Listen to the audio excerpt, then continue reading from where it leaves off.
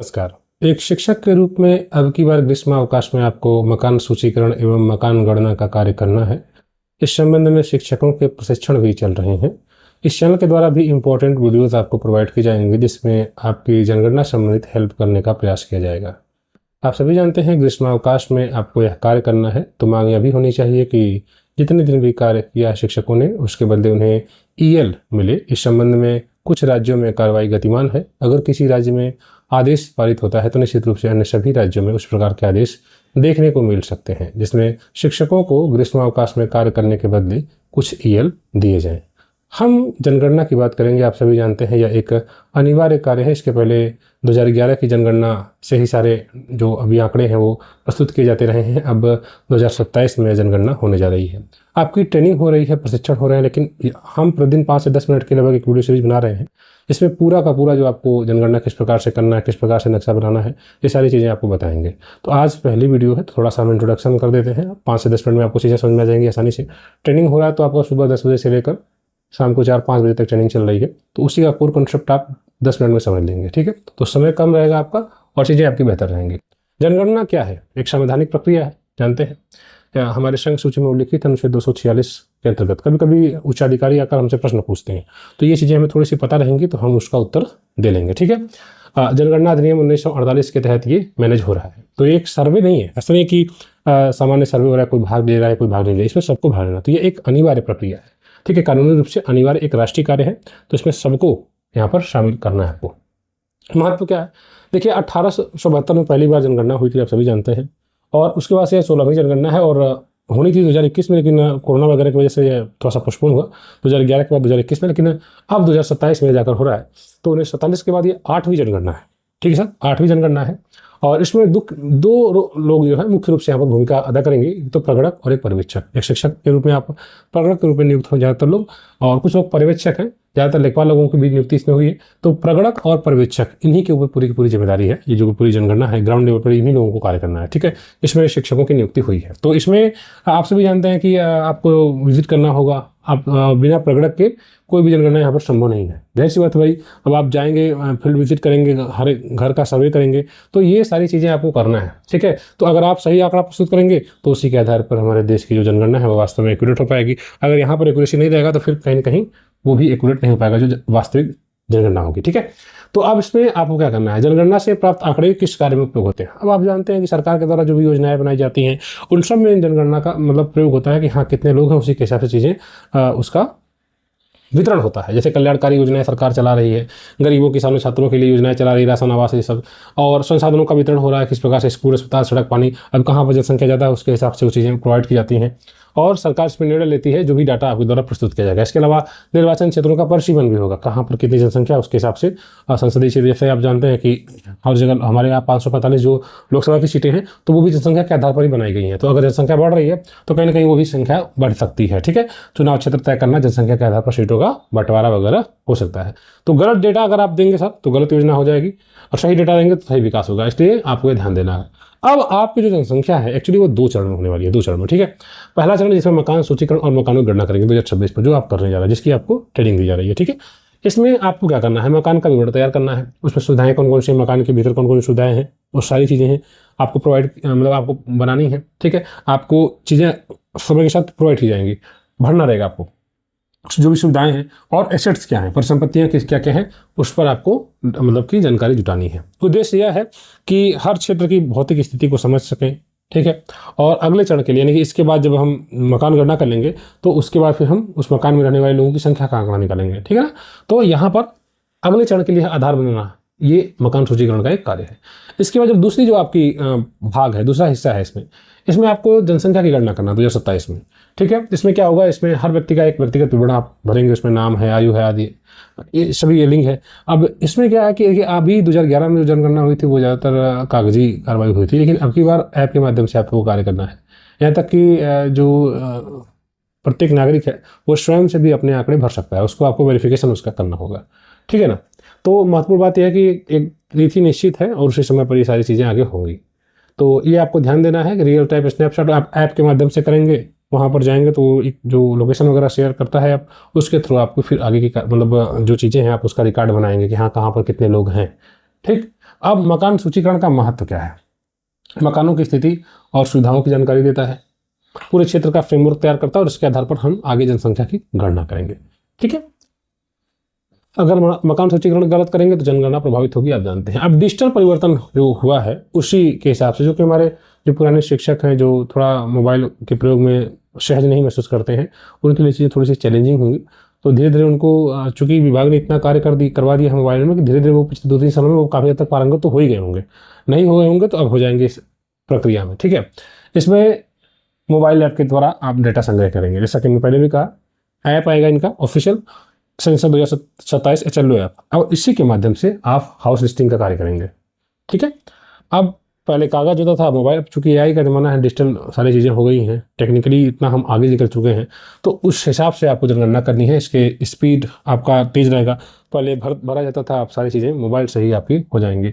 इसमें जो नया प्रावधान है स्वगणना का है, यानी कि आप एक नागरिक के रूप में कोई भी, जैसे आप कहीं पर भी जा रहे हैं, जिस वहाँ के प्रत्येक व्यक्ति अपनी गणना स्वयं भी कर सकता है, अपना डाटा खुद से वो भर सकता है। अगर उसने अपना खुद से डाटा भर दिया तो आपके ऐप में वो शो करेगा, प्रदर्शित करेगा, और उसको फिर आप फील्ड विजिट करके उसको वेरीफाई करेंगे कि हाँ ये सही भरा है कि गलत। सही भरा है तो ठीक है, वेरीफाई कर दीजिए, पास कर दीजिए। गलत भरा है तो उसको एडिट करिए, संशोधन करिए, और फिर उसको आप पास करिए। ठीक है, तो यहाँ पर पहली बार स्वगणना लागू हुई है, नागरिक अपना डाटा खुद से भर सकते हैं। ठीक है, इसमें प्रगणक की भूमिका क्या है? आप उनकी, अभी जैसे मैंने बताया आपको कि जो उनके द्वारा डाटा भरा गया उसको आप जांचिए, सही करिए, और फिर फाइनल सबमिट कर दीजिए।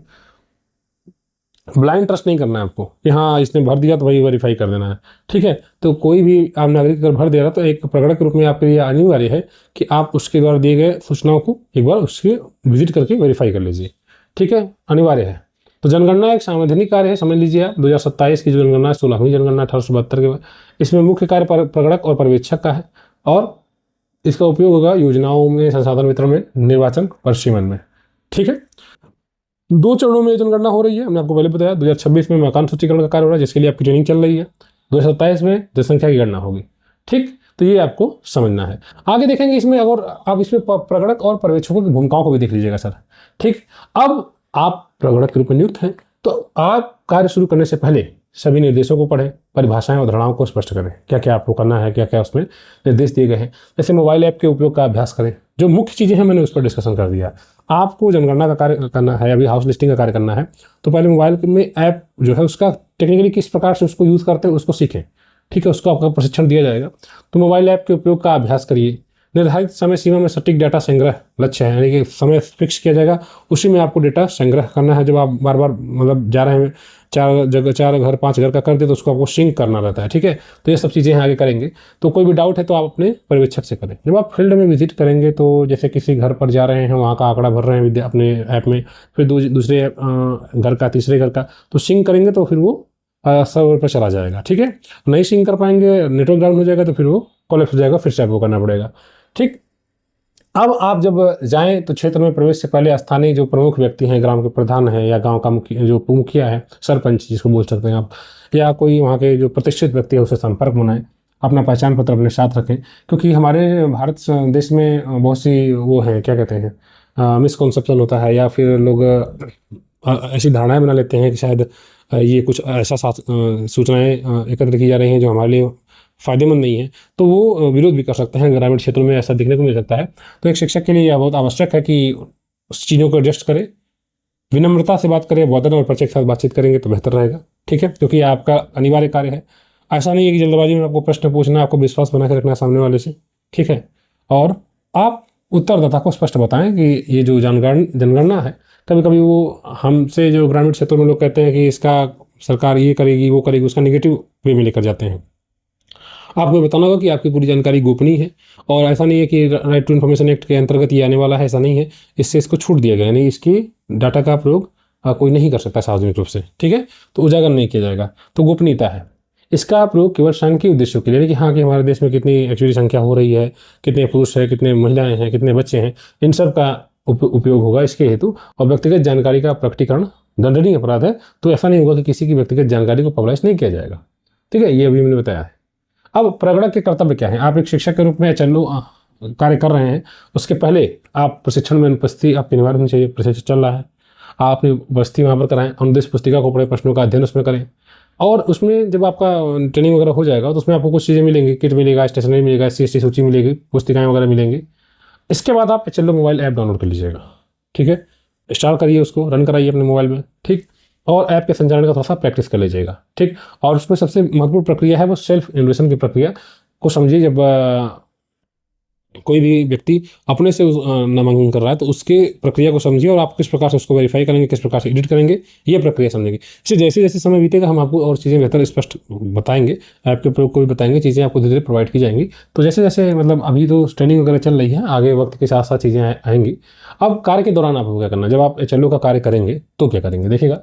अपने ब्लॉक की सीमाओं को, प्रमुख स्थल को पहचानना है, ठीक। अब कौन सी ब्लॉक आपको आवंटित किया गया उसमें, और कितना आपको मतलब बॉर्डर लाइन आपको डिसाइड करना है कि हाँ ये मेरा आवंटन है। हर भवन को चिन्हित करना है आपको। एक बार आप फील्ड विजिट कर लेंगे, जैसे मान लीजिए आपको कोई गांव मिला है तो आप उस गांव में एक बार विजिट कर लेंगे, ठीक है। एक बार चारों ओर उसका भ्रमण लगा लेंगे, कर लेंगे, तो आपको एक प्रकार से आंकड़ा प्रस्तुत हो जाएगा, हाँ कैसे रास्ता है जाने का, कैसे निकलने का, आने का, ये सारी चीज़ें आपको करना है। बिना नंबर वाले भवनों को नंबरिंग करना है आपको, ठीक है। जिस एक ओर से घुसेंगे दूसरी ओर से जब निकलेंगे, सर्पिले कार में आपको अपनी बार करना है ना।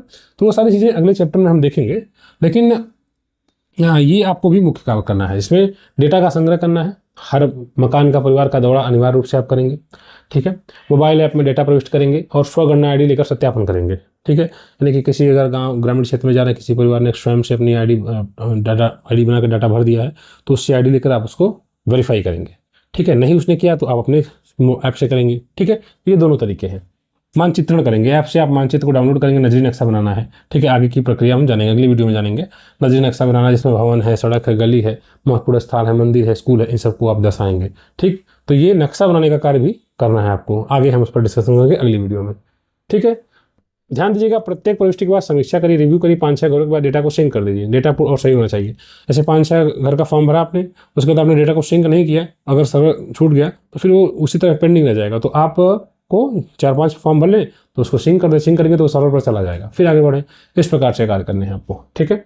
अब HLO के कार्य के बाद सुनिश्चित करें कि पूरा क्षेत्र कवर हो गया कि नहीं हो रहा है। ऐसा नहीं है कि कहीं कोई छूटा तो नहीं है, सब कुछ आपका कवर हो गया, सभी डेटा सिंक हो गया कि नहीं।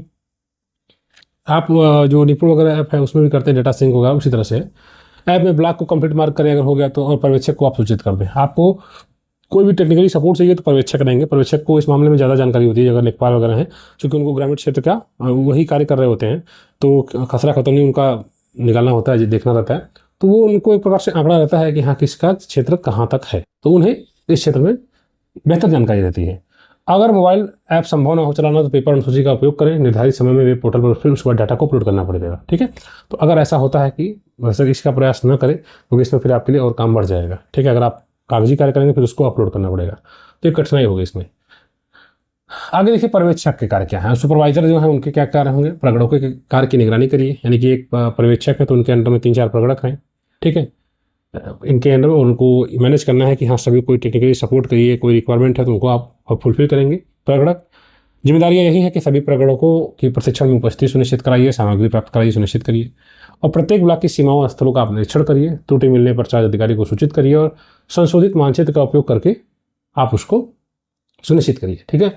उपयोग करिए, जो मानचित्र बना हुआ उसी के हिसाब से चीज़ें हो, आपको एक आवंटन होगा। वैसे तो गूगल मैप के सहारे आप चीज़ें उपलब्ध हो जा रही हैं, और उसमें आपको कितना क्षेत्र आवंटित किया गया, जब आप ऐप में खोलेंगे तो आपको डायरेक्टली वो मैप खुल कर आ जाएगा कि हाँ इतनी चीज़ें हैं, फिर उसी के हिसाब से उस पर आपको कार्य करना है, ठीक है।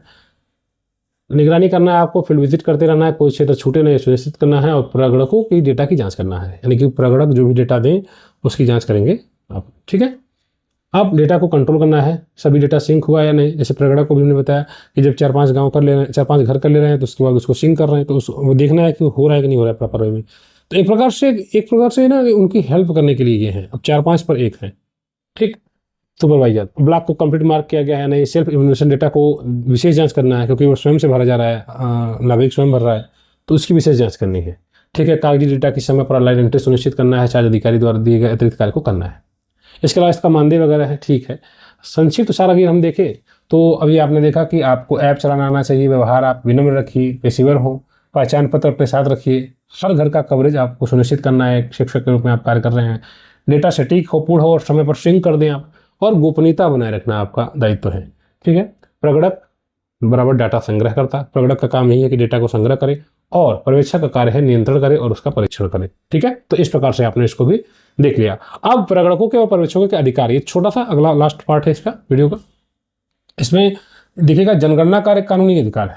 ठीक है, इसका एक मतलब हर नागरिक को यह बताना है कि भाई ये सबका है, अधिकार है, कानूनी अधिकार है।